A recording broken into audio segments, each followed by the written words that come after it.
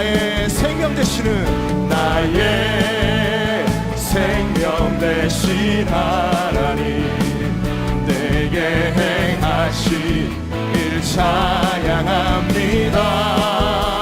신실하신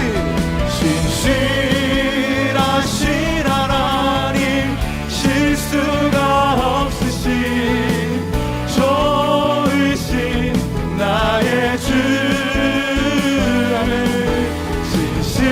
신실하신 하나님, 실수가 없으신 좋으신, 우리 다시 한번 더 처음부터, 나의 반석이신 하나님, 나의 반석이신, 우리 믿음으로 선포하며 고백하며 찬양합시다. 하신 모든 것 완전하시니, 영원한 나의 생명, 나의 생명 되신 하나님, 내게 행하신 일 찬양합니다.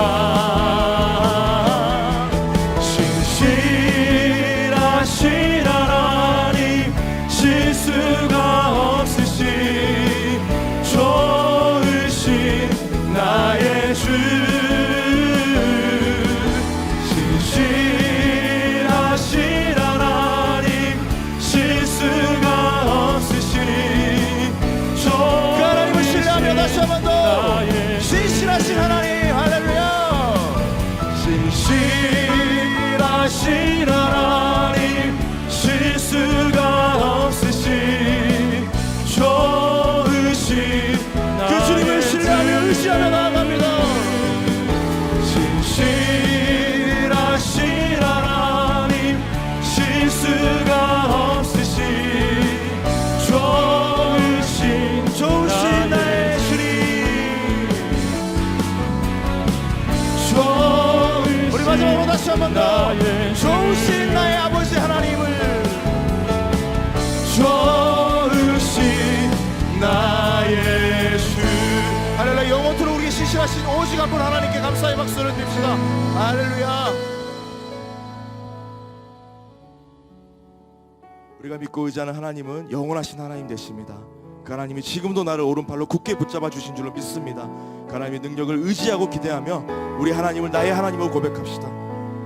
힘이 되신 여호와여,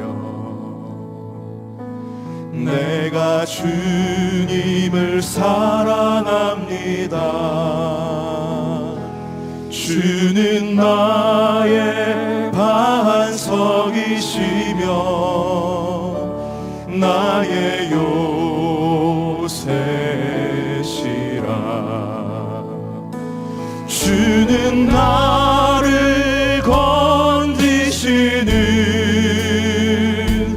나의 주, 나의 하나님, 피할 바위시요 나의 방패이시라. 나의 방패시라. 나의 하나님, 나의 하나님,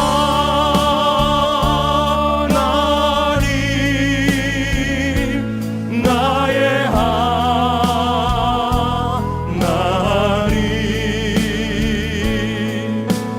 그는 나의 여호와, 나의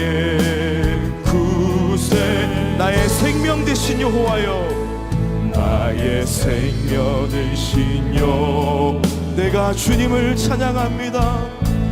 내가 주님을 찬양합니다. 주는 나의 사랑이시며 나의 의지. 그렇습니다 주님.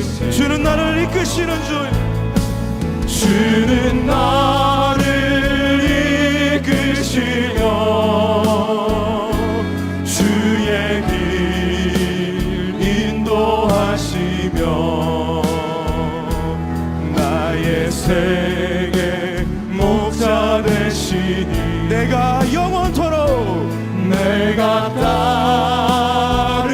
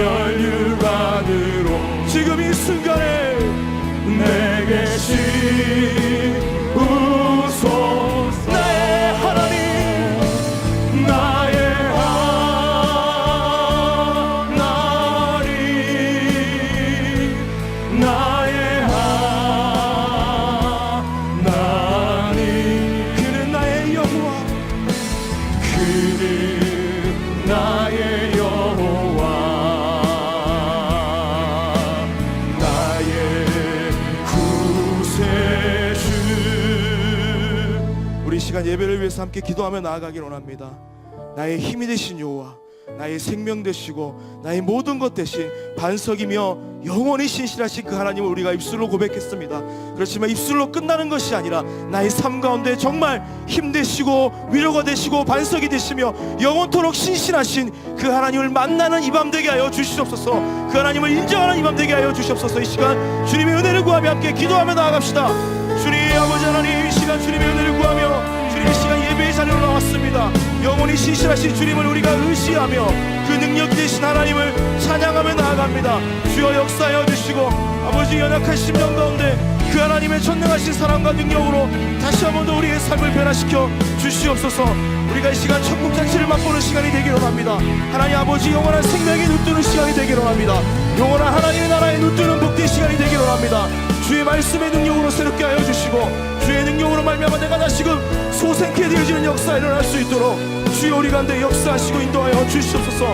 그렇게 새 일행하시고 우리 은혜 베푸실 주님을 기대하며 나아갑니다.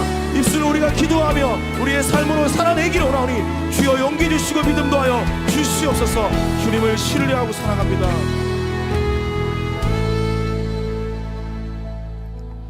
나의 힘이 되신 여호와여 주님을 사랑합니다.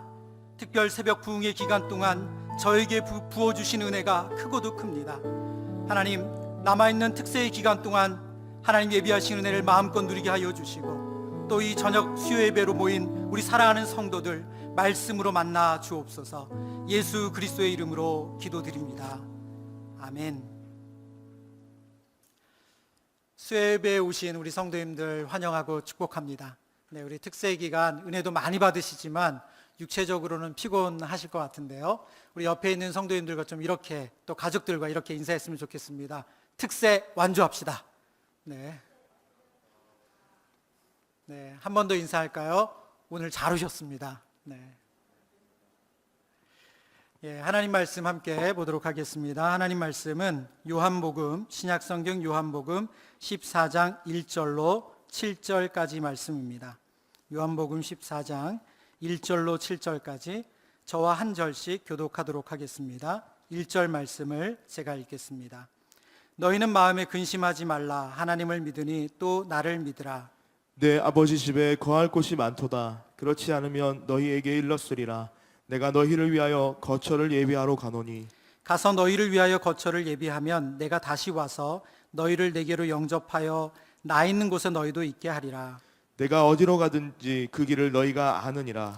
도마가 이르되 주여 주께서 어디로 가시는지 우리가 알지 못하거늘 그 길을 어찌 알겠사옵나이까. 예수께서 이르시되 내가 곧 길이요 진리요 생명이니 나로 말미암지 않고는 아버지께로 올 자가 없느니라. 7절 함께 읽습니다. 너희가 나를 알았더라면 내 아버지도 알았으리로다. 이제부터는 너희가 그를 알았고 또 보았느니라. 아멘. 너희는 마음에 근심하지 말라. 하나님을 믿으니 또 나를 믿으라. 이 말씀은 예수님께서 우리에게 주시는 위로의 말씀입니다. 이 땅 가운데 우리가 당하는 고난들, 그 고통을 우리 주님은 다 아시고 우리를 위로해 주십니다. 고통에서 그 슬픔을 덜어주기 위해 애쓰는 말과 행동을 위로라고 합니다. 그래서 위로는 참 어렵습니다. 고통 가운데 가벼운 위로는 슬픔을 덜어주기보다 더 큰 아픔을 주고 또 고통을 가중시키기도 합니다. 희한한 위로라는 책에서 강세영 작가는 우리가 누군가를 위로하기 위해 건네는 다 잘 될 거야. 우리가 보통 이런 말 종종 쓰지 않습니까? 다 잘 될 거야. 이 말에 본인은 위로가 안 되었다고 말합니다. 그러면서 그의 책에 이렇게 적고 있습니다. 다 잘 될 거야 이 말에 나는 진심으로 위로를 받아본 적이 있을까? 지금 내 말 다 들었어? 대충 듣고 아무렇게나 말하고 있는 거 아니지? 그 말이 너무 공허하게 들려서 어쩐지 좀 억울했달까? 내가 그동안 너의 얘기를 얼마나 성심성의껏 들었는데 너는 어쩌면 그렇게 쉽게 다 잘 될 거야 한마디로 퉁칠 수 있는 거니? 책에 보면 붙점이 있습니다. 다 잘 될 거야. 여러분, 다 잘 될 거야 함께 우리가 건네는 위로의 말 중에 이런 말이 있죠. 다들 그렇게 살아. 다들 그렇게 살아. 독일의 커뮤니케이션 전문가인 니콜 슈타우딩거는 다들 그렇게 산다는 말을 그녀의 가족들은 사전에서 아예 지워버린 지 오래라고 말합니다. 그러면서 그녀의 책에 보면 어머니의 일화를 하나 소개하고 있습니다. 어머니의 목소리죠. 내 아버지가 불치병 진단을 받고 이튿날 친하게 지내던 지인들을 만났어. 얼굴이 왜 그렇게 안 좋냐고 묻기에 나는 순진하게도 사실을 털어놓았단다. 그랬더니 뭐라고 했는지 아니? 그래서 너도 따라 죽으려고 그래? 예전 같았으면 화가 나도 꾹 참았을 텐데 그날은 나도 모르게 이런 말이 튀어나왔단다. 너희 같은 배리 없는 인간들하고는 더 이상 만나고 싶지 않아. 그리고 그대로 돌아서서 나왔지. 그날부터는 만나도 시간이 아깝지 않은 사람들하고만 만난단다. 위로하고자 건넨 말이 위로가 되기보다 도리어 실망과 더 큰 쓰라림을 주는 경우가 우리에게 있습니다. 오늘 요한복음 14장의 예수님의 위로는 그런 의미에서 보면 가벼운 위로가 아닙니다. 예수님의 위로는 오래 준비된 위로이고 그분의 희생으로 만들어진 위로입니다. 말씀을 준비하면서 두 가지의 목표를 설정했습니다. 첫 번째는 여러분과 제가 오늘 말씀을 통해서 주님의 위로를 받는 것입니다. 그리고 두 번째는 우리가 세상을 위로하는 위로자가 되는 것입니다. 그렇다면 먼저 우리가 말씀을 통해서 위로받기를 원합니다. 너희는 마음에 근심하지 말라 말씀하시는 예수님은 제자들이 왜 두려워하는지, 왜 근심하는지 그 이유를 알고 계셨습니다. 성경을 보면 사실 불안과 두려움의 이유는 예수님이 제공했습니다. 오늘 읽지 않았지만 13장 21절 말씀에 보면 예수님께서 이렇게 말씀하시죠. 예수께서 이 말씀을 하시고 심령이 괴로워 증언하여 이르시되 내가 진실로 진실로 너에게 이르노니 너희 중 하나가 나를 팔리라. 너희 중 하나가 나를 팔리라. 이 말씀과 동시에 제자들은 어리둥절하고 완전히 혼절할 상황입니다. 예수님을 판단해 도대체 누가? 근데 예수님은 여기서 그치지 않고 33절에 보면 이렇게 말씀하십니다. 내가 유대인들에게 너희가 내가 가는 곳에 올 수 없다고 말한 것과 같이 지금 너희에게도 이르노라. 예수님이 지금 제자들과 같이 있지만 그들을 떠난다고 말씀하시는 거죠. 예수님이 제자들을 통해서 제자 중 누군가 하나를 통해서 팔려갈 뿐만이 아니라 제자들을 떠난다고 말씀하는 것입니다. 제자들의 불안은 극도로 심해졌습니다. 근데 이렇게 불안할 때 자신감 넘치는 베드로는 그럼에도 불구하고 예수님 앞에 나서서 뭐라고 말하냐면 37절에 보면 주를 위하여 내 목숨도 버리겠다라고 말합니다. 근데 예수님은 자신감에 넘치는 베드로의 이 충성 맹세에 찬물을 끼얹는 말씀을 하시죠. 닭 울기 전에 내가 3번 나를 부인하리라. 예수님께서 가장 신뢰하던 베드로가 예수님 앞에 산산이 부서졌습니다. 그들은 지난 몇 년간 모든 것을 버리고 예수님을 따라온 사람들입니다. 그런데 이렇게 허망하게 모든 것이 끝나는 것인가? 이것이 그들을 불안하게 하고 두렵게 했습니다. 여러분은 지금 어떤 일로 불안하고 두려워하고 있습니까? 제자들의 근심의 이유를 아시고 그들을 위로하셨던 예수님께서 지금 이 순간에도 성령님을 통해서 우리를 위로하시는 줄 믿습니다. 예수님은 마음에 근심하지 말라고 말씀하시는 것에는 다 이유가 있습니다. 2절 말씀인데요. 우리 2절과 3절 말씀을 한 번 더 읽어보겠습니다. 14장 2절 3절 같이 읽죠. 내 아버지 집에 거할 곳이 많도다. 그렇지 않으면 너에게 일렀으리라.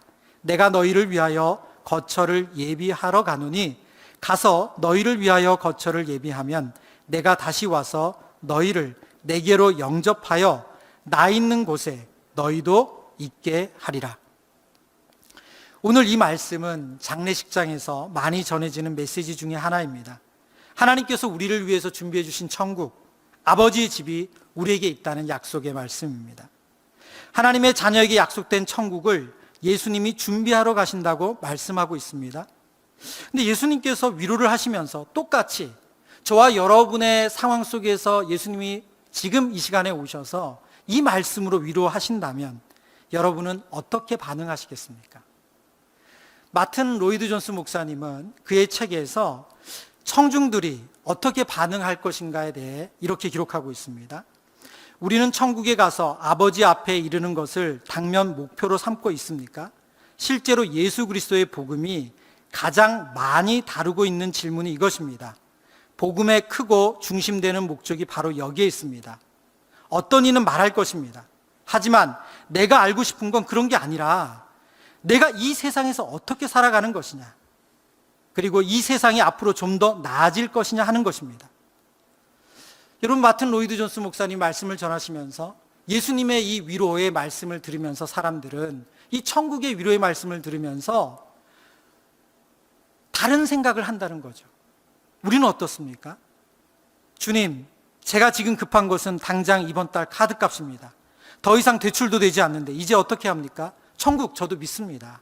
그런데 지금은 천국이 먼저가 아니라 대출을 먼저 갚아야 합니다.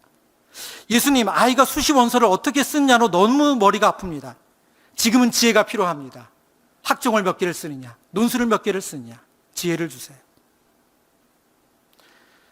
예수님은 제자들의 필요나 우리의 이 땅의 삶의 고민을 가볍게 여기는 분이십니까? 성경을 보면 그렇지 않습니다. 예수님은 오병이어 사건에서 보듯 수많은 무리들을 불쌍히 여기셔서 그냥 돌려보내지 않으시고 그들에게 먹을 양식을 주셨습니다.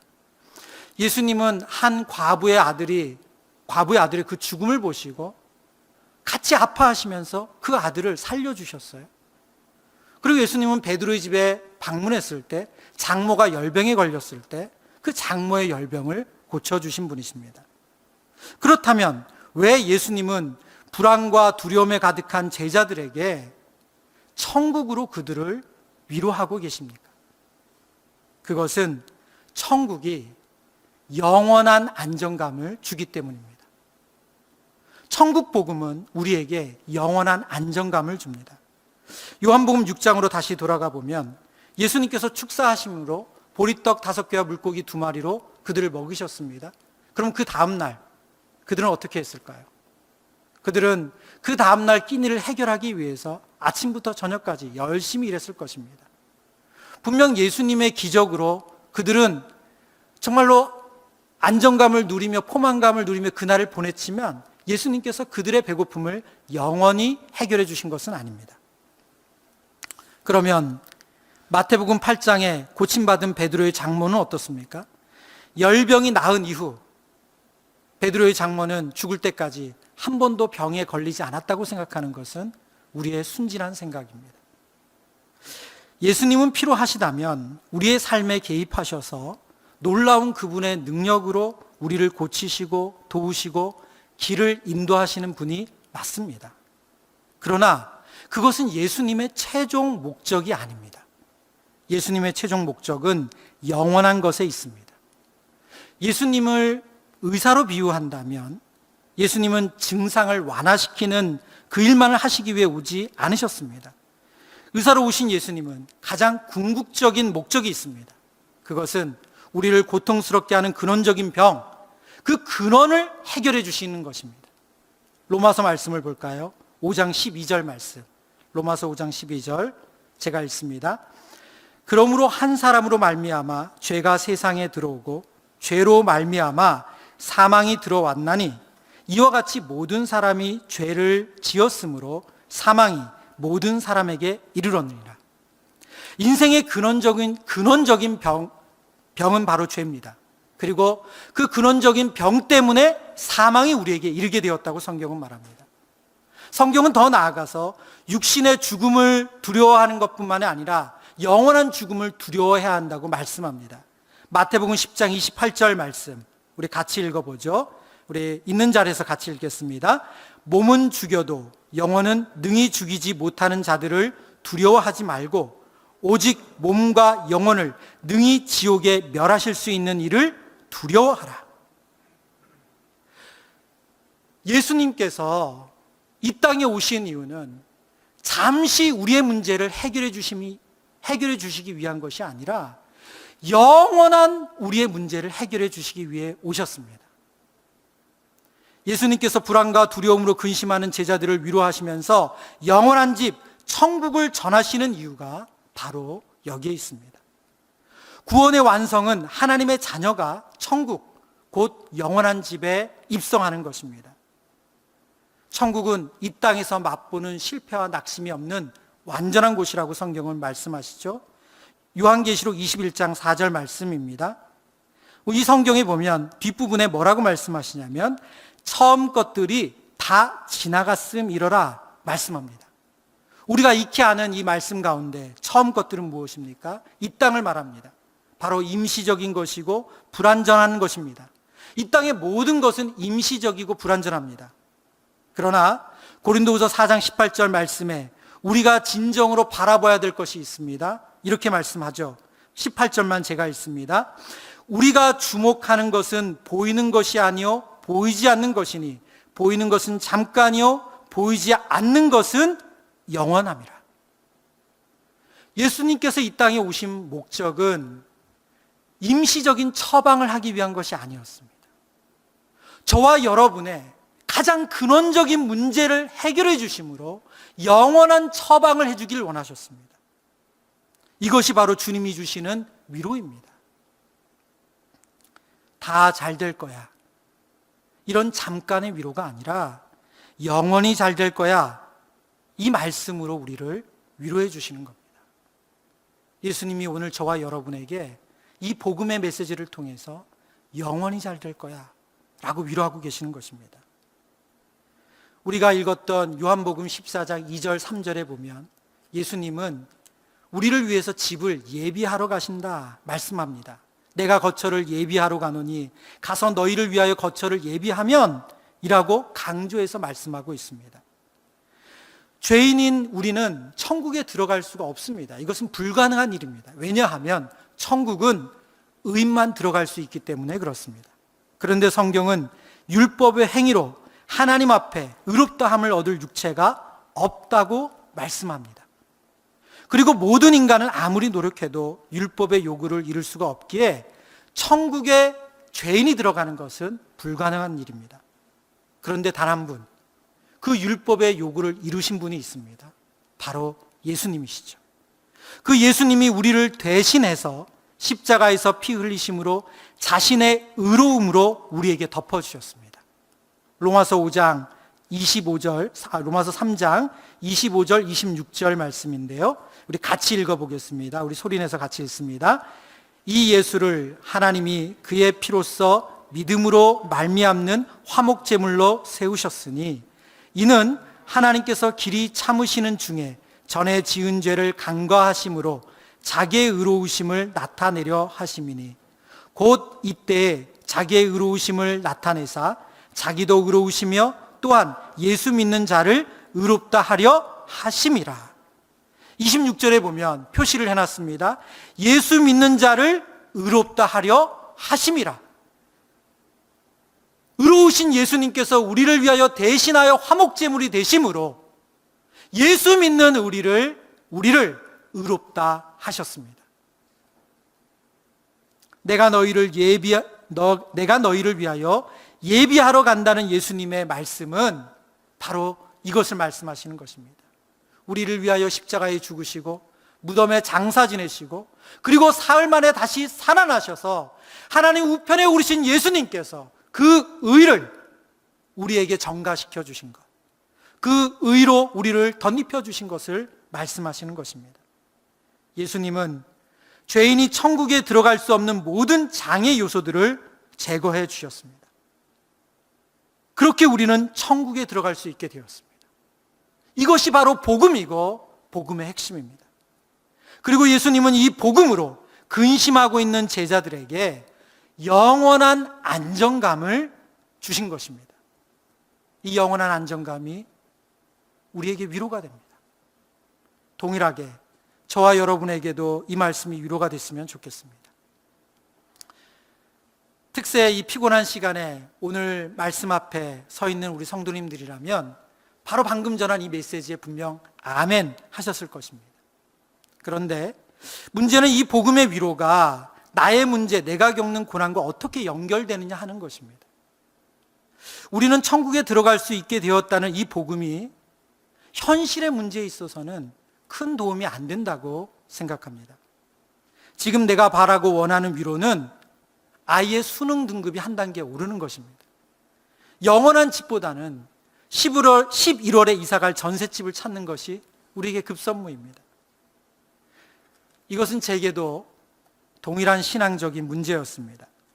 현실의 문제 앞에서 영원한 천국에 대한 확신은 실제적인 위로가 아니라 먼 미래의 사건으로만 생각되었기 때문입니다. 그런데 제게 복음이 주는 위로를 실제적인 위로로 경험할 수 있는 기회가 왔습니다. 3개월 전에 주일 아침에 평일처럼 출근하고 있을 때 교통신호를 위반한 차량과 부딪히는 사고가 있었습니다. 신호 위반하는 차량을 발견하는 것은 거의 0.01초. 신호를 보고 직진하고 있는데 오른쪽에서 갑자기 신호 위반 차량이 나타났습니다. 꼭 영화와 드라마 속 한 장면처럼 갑자기 차가 나타나고 그 다음은 기억이 없습니다. 깨어나 보니까 다행히 손발이 움직였습니다. 차는 반대 차선을 가로막고 부서진 채로 주차되어 있었습니다.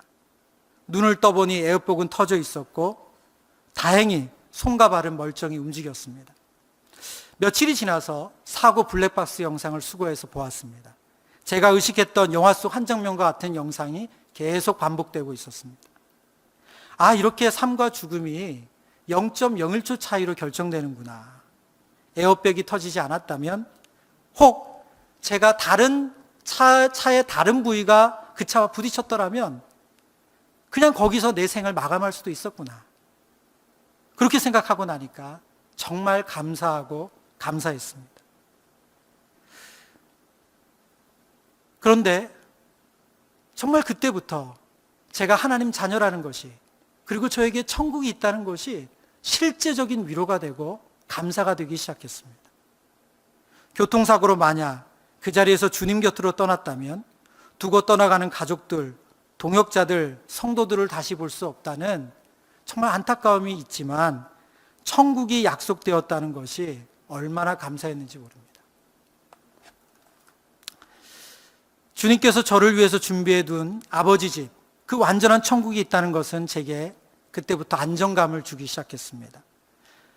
그런데 그 이후로 제 삶에 작은 변화가 시작되기 시작했습니다. 그것은 무엇이냐면, 그 이전에는 제게 주어진 사역들의 무게나 제 가정의 무게 앞에서 너무 몸에 힘이 들어갔습니다. 어떻게든 힘을 빼고 싶어도 힘이 잘 안 빼졌습니다. 그런데 힘이 조금씩 빠지는 것을 느끼기 시작했습니다. 심지어 1년 전에 병원의 건강검진 때 혈압약을 먹어야 된다고 해서 식사도 좀 조절하고 매일같이 걸었는데 혈압이 떨어지지 않았는데, 최근에 건강검진을 했는데 혈압이 다 떨어졌더라고요. 힘이 빠져나가고 있는 거죠. 예수님께서 주시는 위로는 우리에게 영원한 안정감을 줍니다. 그리고 이 영원한 안정감은 우리의 삶의 태도를 변화시킵니다. 정말 소중한 것이 무엇인지를 다시 생각하게 하고, 그리고 그 일에 마음을 두게 합니다. 불필요하고 사소한 일들에는 자유할 수 있는 그런 마음의 여유를 줍니다. 우리가 누리는 이 위로는 그런 의미에서 임시적인 위로가 아니라 영원한 위로입니다. 우리가 세상을 위로하는, 저는 이 부분에 있어서 저와 여러분이 정말 영원한 위로를 경험하는 위로를 경험했으면 좋겠습니다. 제가 서두에 오늘 말씀의 목표는 두 가지가 있다고 했는데, 두 번째 목표는 우리가 세상을 위로하는 위로자가 되는 것입니다. 욜로라는 말, 다 아실 것입니다. 인생은 한 번뿐이니 가장 즐겁고 가장 하고 싶은 것을 젊을 때부터 하며 살라는 시대 정신을 일컫는 말입니다. 다르게 말하면 소확행이죠. 소소하고 작지만 확실한 행복입니다. 친구를 위한 복음이라는 책에서 서창희 목사님은 젊은 세대의 고민을 이렇게 설명하고 있습니다. 젊은이에게는 꿈이 있어야 한다던데 어쩌다가 우리는 이렇게 된 것일까? 미래를 기대하고 투자한 나의 노력과 결과에 실망했기 때문이겠죠. 노력해서 급여를 모아도 변변찮은 집조차 마련하기 어렵고, 노력해서 회사에 들어가도 너무나 힘든 업무에 시달리기만 하니까요. 그렇지만 우리는 미래를 준비하는 게 싫어서가 절대 아닙니다. 아무리 노력해도 미래를 기대할 수 없으니 지친 마음이 일단 현재로부터 위로받고 싶어 발버둥 치는 것뿐이죠.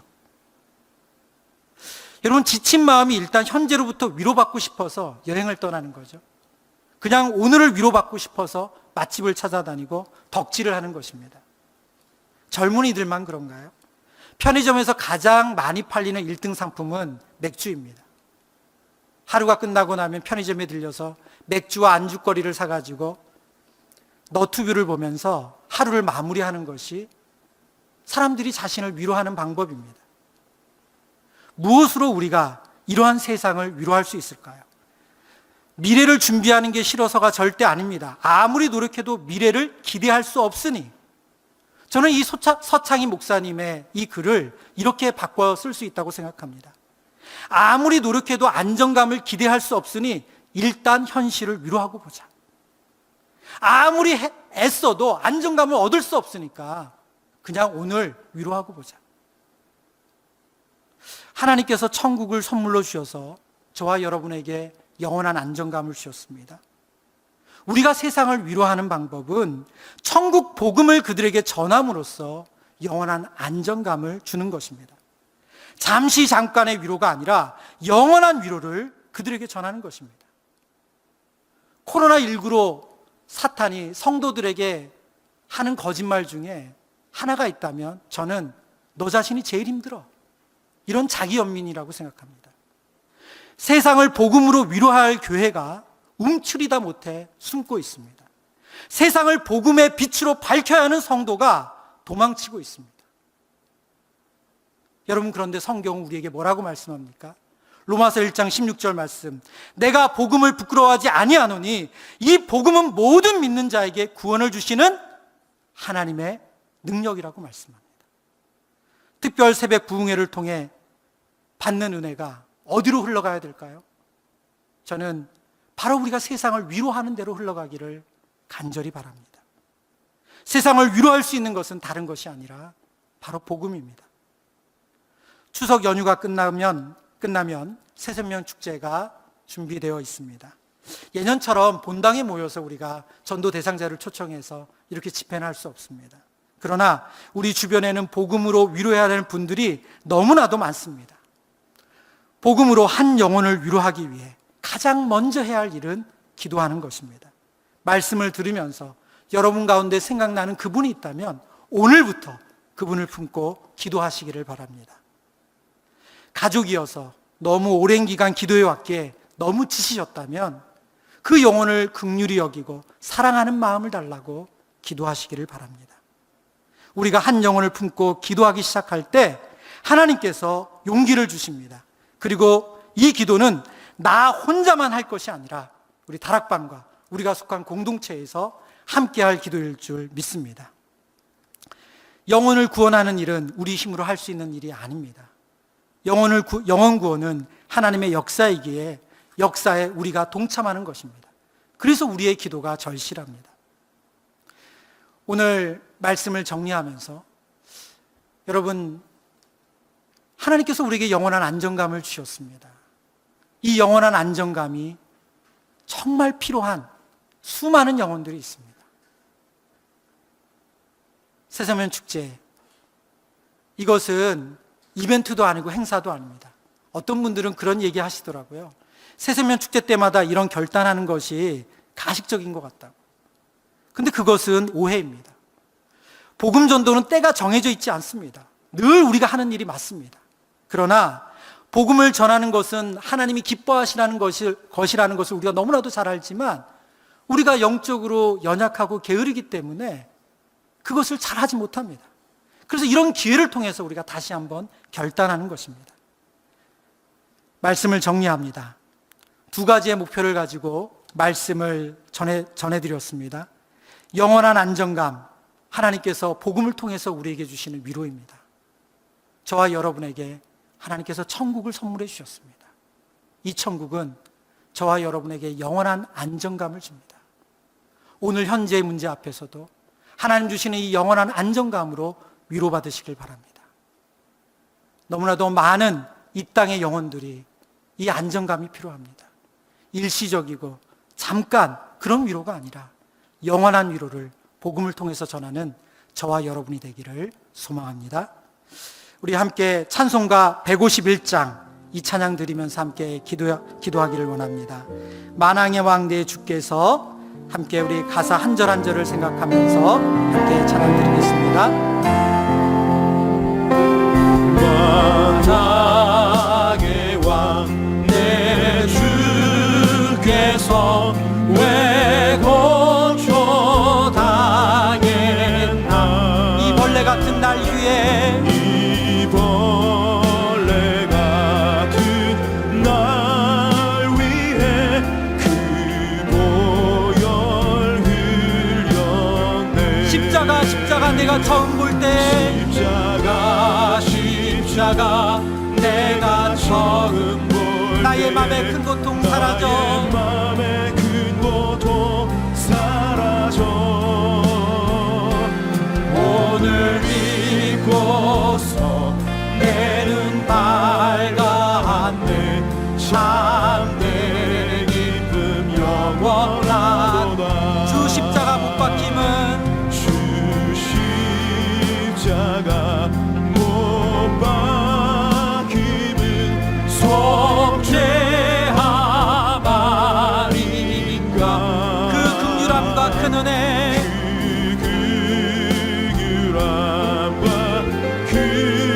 말할 수 없도다. 우리 3절 찬양합니다. 늘 울어도 그 큰 은혜 나갚을 수 없네. 울어도 그 은혜 다 갚을 수 없네. 나 주님께 몸 바쳐서 나 주님께 몸 바쳐서 주의 이름 쓰 구원의 은혜를 생각하며 찬양합니다. 십자가 내가 처음 볼 때에 나의 맘에 그 고통 사라져. 오늘 믿고서 내 눈 밝아 참내 기쁨 영원하도다. 내 기쁨 영원하도다. 십자가 내가 처음 볼 때에 십자가 내가 처음 볼 때에 나의 맘에 그 고통 사라져. 오늘 믿고서 내 눈 밝았네. 참내 기쁨 영원하도다. 그 사랑 날 위해 죽으신 날 위해 죽으신 날 위해 다시 사신 예수 그리스도. 다시 오실 그 사랑 오실 그 사랑. 죽음도 생명도 천사도 하늘의 어떤 것에도 끊을 수 없는 영원한 그 사랑 예수. 아버지 사랑 내가 노래해. 사랑 내가 노래해. 아버지 은혜 내가 노래해. 아버지 은혜 내가 노래해. 그 사랑 변함없으신 거짓 없으신 성실하신 그 사랑. 상한 갈 때 꺾지 않으시는 상한 갈 때 꺾지 않으시는 꺼져가는 등불 끄지 않는 꺼져가는 등불 끄지 않는 그 사랑. 변함없으신 거짓 없으신 성실하신 그 사랑. 그 사랑 날 위해 그 사랑 날 위해 죽으신 날 위해 다시 사신 예수 그리스도. 다시 오실 그 사랑. 죽음도 생명도 천사도 하늘의 어떤 것에도 끊을 수 없는 영원한 그 사랑 예수. 우리 말 말씀을 기억하며 기도하기를 원합니다. 주님, 하나님께서 우리에게 주신 그 복음은 우리에게 영원한 안정감을 줍니다. 하나님, 천국은 먼 미래의 이야기가 아니라 오늘 우리의 이야기입니다. 오늘 우리가 안정감을 누리지 못하는 것은 그 천국 복음을 오늘 누리지 못하기 때문입니다. 주님, 하나님, 예수님께서 우리에게 선물해 주신 이 아버지 집, 이 천국 복음이 우리에게 영원한 안정감을 주는 위로가 되게 하여 주옵소서. 하나님, 너무나도 많은 사람들이 일시적인 위로, 아버지, 이 땅의 위로 가운데 힘들어하고 있습니다. 아버지 하나님, 복음을 통해서 영원한 안정감을 그들에게 전하기를 원합니다. 하나님, 우리를 그 통로로, 그 도구로 사용하여 주옵소서. 우리 말씀을 생각하며 우리 자신과 복음을 들어야 되는 영혼들을 마음에 품고 합심하여 기도하시겠습니다. 기도하겠습니다. 사랑하는 주님, 주의 은혜를 구하며 주시러 나아갑니다. 아버지 하나님, 하나님께서 우리에게 선물해 주신 이 천국 복음은 아버지 우리에게 영원한 안정감을 줍니다. 아버지 하나님, 우리가 이 땅에서 얻고자 하는 아버지 모든 위로들은 일시적인 위로들입니다. 잠시 잠깐의 위로들입니다. 시간이 지나고 나면 사라지고, 시간이 지나고 나면 허기지고, 시간이 지나고 나면 무방합니다. 그러나 아버지 예수님께서 우리를 위해서 얘기해 주신 그 영원한 집, 아버지 그 천국 복음은 우리에게 영원한 안정감이고 영원한 위로가 될 줄 믿습니다. 아버지 하나님, 우리에게 이 영원한 복음, 아버지 천국 복음을 허락해 주심을 감사합니다. 아버지, 오늘 우리의 삶의 문제 앞에서 하나님 주시는 이 천국 복음이 작동되게 하여 주옵소서. 아버지, 이 복음의 능력이 작동되어서 아버지 현실의 문제 앞에서도 의연할 수 있는 저희들 되게 하여 주옵소서. 아버지 하나님, 복음을 들어내는 수많은 영혼들이 우리 주변에 있습니다. 아버지 하나님, 맥주 한 캔으로 그들이 위로받지 못합니다. 아버지, 여행으로 위로받지 못합니다. 아버지, 덕질로도 위로받지 못합니다. 아버지, 그 어떤 것으로도 아버지 그들의 목마른 영혼을 위로받지 못합니다. 아버지, 영원한 복음, 아버지 그 천국 복음을 그들에게 전할 수 있기를 원합니다. 우리를 그 도구로 사용하여 주옵소서. 우리를 그 도구로 사용하여 주옵소서. 내가 너희를 위하여 아버지 하나님 그 저주를 이기고 간다고 말씀하시는 이제 우리가 그 아버지 반드시 이어받았습니다. 아버지 하나님, 복음을 들어야 되는 영혼들에게 아버지 하나님, 우리가 그 복음을 전할 수 있기로 우리를 사용하여 주옵소서. 아버지 하나님, 이번 성경에 아버지 다른 무엇을 우리가 아버지 하나님 그렇게 하여보다 우리의 가족들에게 복음을 전하는 아버지 소리 마음을 쓰기를 원합니다. 아버지, 우리의 육신 가족들에 대해서 기도하는 마음이 지쳐있는 우리 많은 성도들이 있습니다. 아버지 하나님, 그 영혼을 주시옵소서. 아버지, 그 사랑의 마음을 주셔서 도와주시옵소서. 다시 한번 새로워질 수 있도록 도와주시고 주의 은혜를 사모하며 갈망하며 나아갈 때에 아버지 하나님, 새로운 은혜로 말미암아 우리가 다시 한번 더 힘을 얻고 능력 있게 살아갈 수 있도록 주의 우리 가운데 복음의 능력을 부탁해 주시옵소서.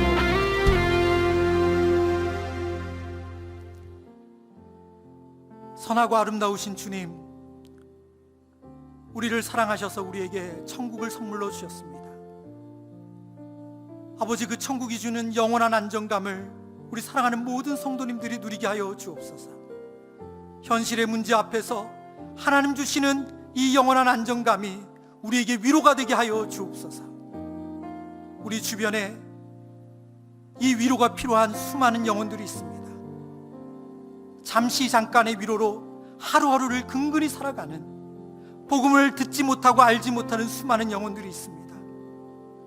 하나님, 그들에게 천국 복음을 전하는 저희들 되게 하여 주옵소서.